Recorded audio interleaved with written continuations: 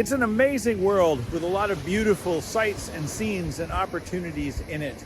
And what I want to pose to you is a simple concept today that winning is not the only way to win. Architecture, construction, engineering, management consulting, professional services, sales pitch, the interview, the oral presentation, the proposal, the shortlist, the moment where your team is presenting itself to a selection committee who's going to pick you or someone else. At so many points, people have that pressure and then that sort of pass-fail of we either won and we have elation or we didn't win the project, and then we're terribly heartbroken and disappointed. And so, yes, you can win in an interview, and we suggest doing everything you can to win in an interview. But look at the other wins.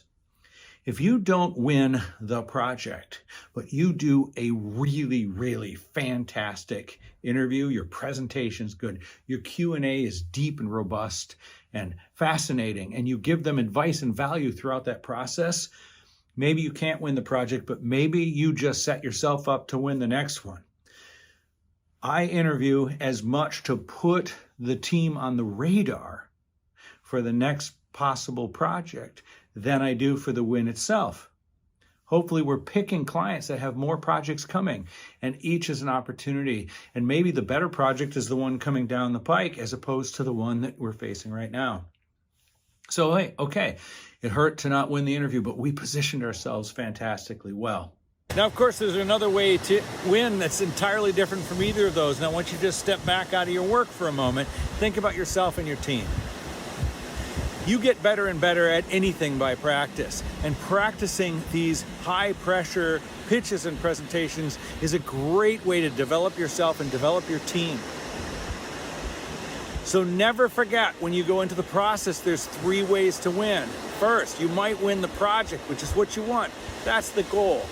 Wonderful if you do. If you don't, the second way to win is by positioning yourselves and pressing the prospect, because there are other projects coming down the line and you might get invited again, and this might be the setup to win something even better down the road.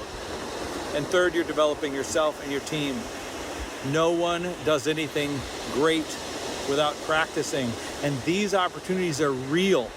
They have a real reason to practice, and you get better at practicing because it's real. You can't learn this stuff in a vacuum. You have to go out and put yourself out there, and together, between winning the project, positioning for the future, and developing yourself and your team, you have 3 ways to win.